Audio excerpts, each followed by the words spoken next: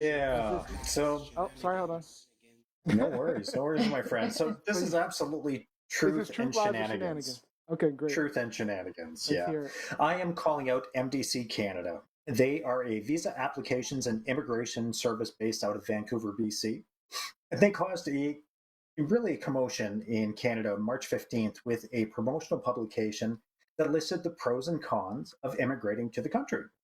Among the cons is the fact that people speak French in Canada. Mais non, mais non. Mais non. So, to be clear, Canada federally is a bilingual nation. Our two Yep. national languages are English and French. So, Jean Johnson, the president of the Federation of Francophone and Acadian Communities of Canada, was quoted in his response that this kind of speech is completely unacceptable. Are we telling immigrants that 10 million people who can speak French in Canada are a problem? So, Yes, I mean, they're really, a problem. right? Yeah, Literally. yeah. We brought you poutine. You're welcome. Um, But French Canadians are really by far Canada's largest minority in the country. French Canadians have seen their share of segregation and exclusion throughout history. And the fact that this would even surface at this point in time drives me absolutely nuts.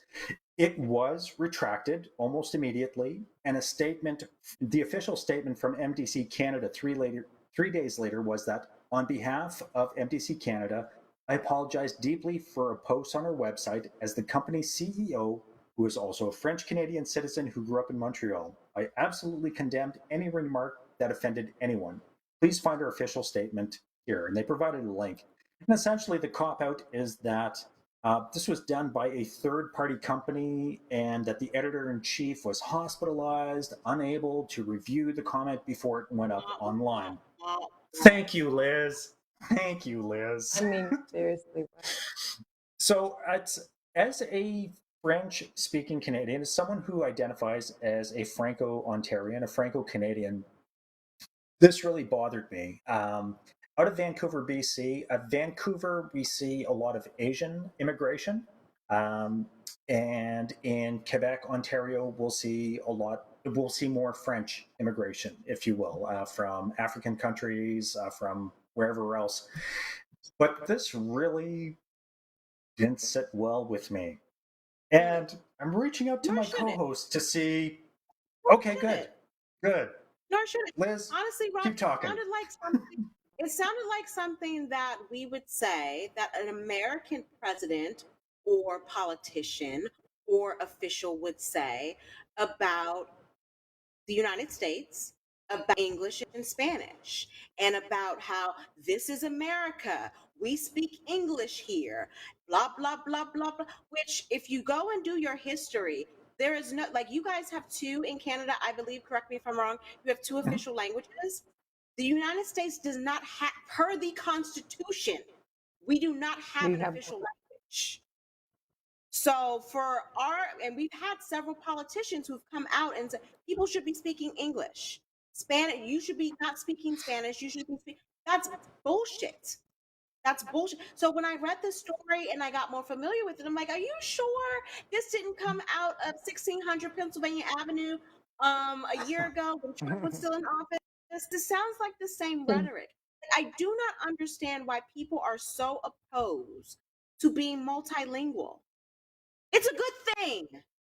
I a speak great three thing. languages. It's a good thing. Like, Yeah. it's in my experience, it's the dumb Americans who are just so fixated on English as being the only language out there and everything else is less than. But it surprises me that this is coming from a country where there are two official languages. Like, in all of my thinking and experiences, when I think about Canada, I think about, yes, okay, the accent, yes, but then Eh? also I think of French Canadians and Mhm. how, gosh, if I even attempt to speak my French from my AP French from high school, like, they're gonna think I'm a fool, that I'm not pronouncing things correctly. So this makes me sad, but it just makes me think of, what we've been dealing with here in this Yeah. country Mhm. about the resistance to another language. I had something similar, but it's a a different take on it because I thought it was really interesting to hear Rob B refer to French Canadians as minorities. It was like, so it was, when I Really? think minorities, living in America, it just tells you that the difference between the two worlds. You know what I'm saying? So, Dude, I got picked on in my neighborhood growing up because I was one of 3 speaking French kids to 25 English kids. yeah. So we Really? were picked America, we on look at ourselves as mercilessly because we minorities. didn't go to their schools. We spoke a different language. Absolutely. We were marginalized Really and we can't. weren't My accepted in mind the is like, local playground. I Yeah. can't. So I love I'm like sorry, you, but that stood out to me, and that dichotomy just stood out to me. So I just wanted to point that out. But I'm gonna let Gianni speak. I tried to read it. Rob sent a French article. Do you guys know this? He sent a French article. He and told then us to there's use there's the Google Google Translate. button. Translate. But you know what, Translate. Rob? Even though, so Rob, Neo it's said he hard. read it in French.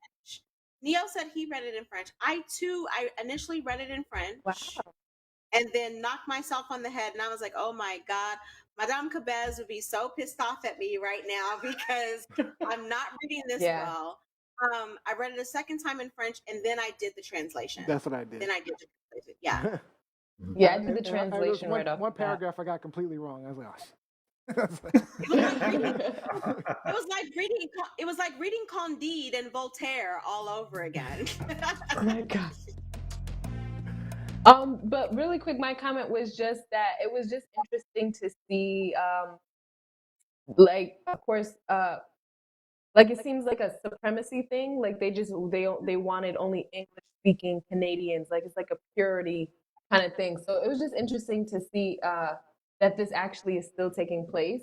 But as far as the Han that they placed or that they wrote was speaking French, I think that whoever wrote that should be fired. I think that they should find who actually did write it because it's an issue. Like this is speaking to people. You know what I mean? Issue. We're talking about it. So I think this day and age, that kind of language immediately corrected. So we never it's not a thing anymore. But besides that, it is interesting to know that you got picked on, Rob. Oh my God, I'm sorry. I think everyone gets picked on at some point in their life, but Right. But for And being kind of messed French, up. that's cool. for me, this is one of those things that if this is how they conduct themselves publicly, internationally, then what kind of conversations are being had with potential immigrants behind closed doors? Oh, of What course. That's are the true. employees Oh yeah. of this immigration firm saying to potential immigrants? Same. How do they talk about Canada's cultural makeup? Are they pushing, if because it is a Vancouver-based company, are they pushing a pro-Asian, pro-English kind of Canada? Because we're multicultural. I gotta That shut us is down, guys. sales pitch. Yeah, no, I totally get it, Neil. Sorry.